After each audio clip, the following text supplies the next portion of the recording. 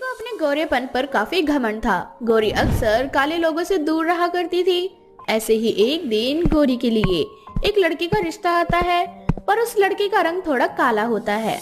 उस लड़के का रंग काला देखकर गौरी का मुंह बन जाता है और वह सभी के सामने उस लड़के की इंसल्ट कर देती है। मिस्टर, तुम जो भी हो, यहाँ आने से पहले क्या तुमने एक बार शीशे में अपनी शक्ल नहीं देखी या फिर मेरी फोटो नहीं देखी? मैं कुछ समझा नहीं। अगर कुछ समझे नहीं तो एक बार शीशे में खुद को और मुझे देख लो। कहाँ मैं गोरी और सुंदर और कहाँ तुम काले कल्लूटे। तुम्हें देखकर तो ऐसा लग रहा है जैसे कि अमावस की रात मेरे घर खुद चल कर आ गई हो। मिस गौरी, अगर मैं आपको पसंद नहीं तो आप सीधा सीधा भी बोल सकती थी। आपकी हिम्मत कैसी हुई मेरी इंसल्ट करने की? और अगर मैं काला हूँ तो क्या हुआ, मुझे खुद पर गर्व है। गोरी चमड़ी लेकर मैं दिल काला नहीं रखता। गौरी बेटा, ये क्या हरकत है?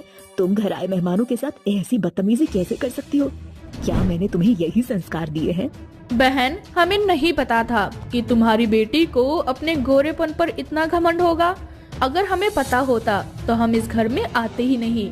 माना कि मेरा बेटा थोड़ा सांवला है, पर इसका मतलब ये नहीं कि तुम्हारी बेटी मेरे बेटे का मजाक बनाए। बहन, मैं अपनी बेटी की तरफ से आपसे माफी मांगती हूँ। अरे बहन, तुम्हारी बेटी क्या इस रिश्ते को ठुकराएगी? मैं खुद इस रिश्ते को लात मार कर जाती हूँ। रुको माँ, जाने से पहले मुझे एक बार लड़की का असली चेहरा तो दिखा देने दो। गौरी, तुम जिस काले रंग से भाग रही हो, तुम्हारी किस्मत उसी काले रंग से लिखी गई है। तुम्हारी पूरी जिंदगी काले लोगों के साथ बीतेगी। इस तरह से लड़के वाले नाराज होकर वहाँ से चले जाते हैं। लड़के वालों के जाने के बाद निकिता गौरी को खूब समझाती है, पर फिर भी गौरी अपनी माँ की एक नहीं सुनती।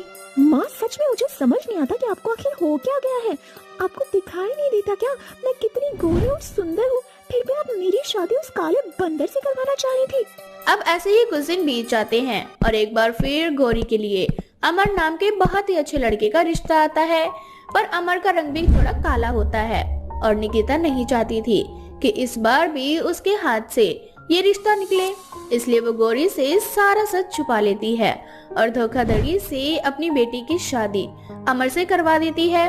शादी के बाद जब गौरी अपने पति और ससुराल वालों का काला रंग देखती है तो उसके पैरों तले जमीन खिसक जाती है।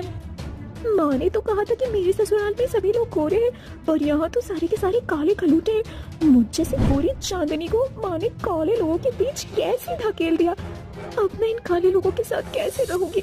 मेरे साथ इतना बड़ा धोखा। गौरी, क्या हुआ? तुम बहुत परेशान नजर आ रही हो। परेशान तो नजर आऊंगी ही ना। आखिर आप सब लोगों ने मिलकर मुझे इतना बड़ा जो धोखा दिया है। माँ ने मुझे कहा था कि लड़का और उसका पूरा परिवार दूध की तरह गोरा चिट्टा है, पर आप सब तो कोयले से भी ज्यादा काले निकले। मैं काले लोगों के साथ नहीं रह सकती। देखो गौरी, तुम्हें मेरे साथ नहीं रहना तो मत रहो, पर मेरी माँ को दिल की बीमारी है। प्लीज मेरी माँ के बारे में थोड़ा सोच लो और मुझे कुछ दिनों का समय दे दो। अगर तुम घर आते ही इस तरह से मुझे और मेरे घर वालों को छोड़कर चली जाओगी तो मेरी माँ ये सदमा बर्दाश्त नहीं कर पाएगी।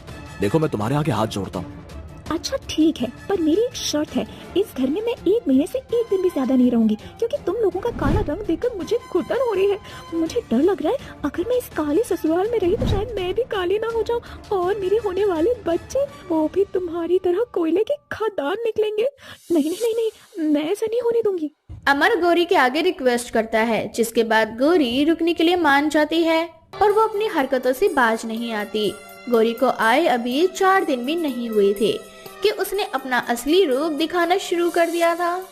आपकी हिम्मत कैसे हुई आंटी जी मेरे मेकअप के सामान को हाथ लगाने की?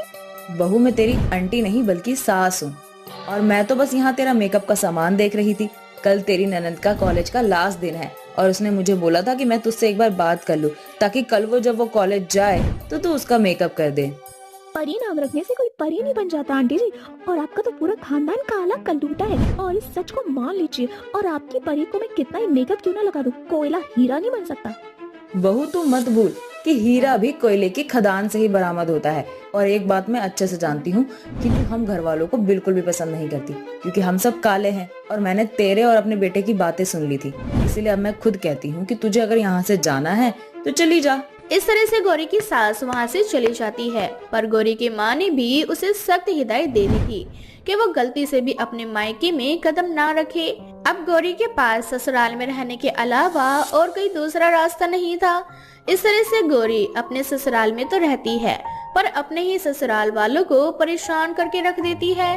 एक दिन गौरी फोन में कुछ मेडिसिन देखती है जिसे लगाने से सुंदरता और गोरापन और निखार आता है। अब क्या था, गौरी फटाफट दवाई मंगवा लेती है।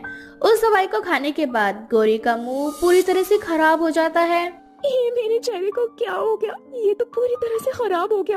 अब तो मैं अपने दोस्तों के साथ पार्टी करने भी नहीं जा सकती। उन लोगों ने मेरा ऐसा चेहरा देख लिया तो मेरा कितना मजाक बनाएंगे। गौरी के रोने की आवाज सुनकर परी वहां आती है और जब परी देखती है कि उसकी भाभी का चेहरा पूरी तरह से खराब हो गया है तो वो घरेलू नुस्खे से एक लेप बनाती है और अपनी भाभी के चेहरे पर लगा देती है।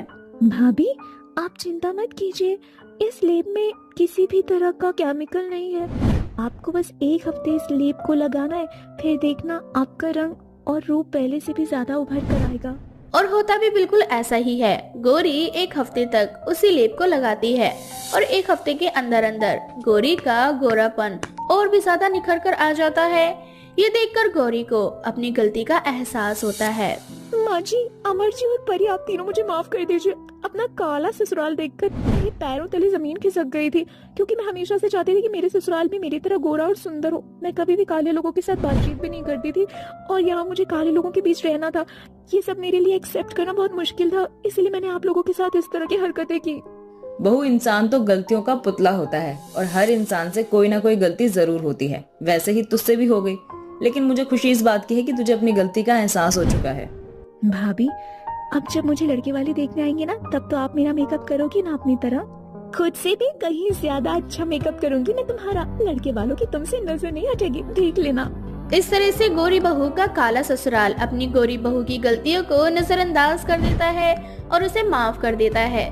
तो वहीं दूसरी ओर गौरी भी अपने काले ससुराल को दिल से अपना लेती है और पुरानी सभी गिले शिकवों को भूल जाती है।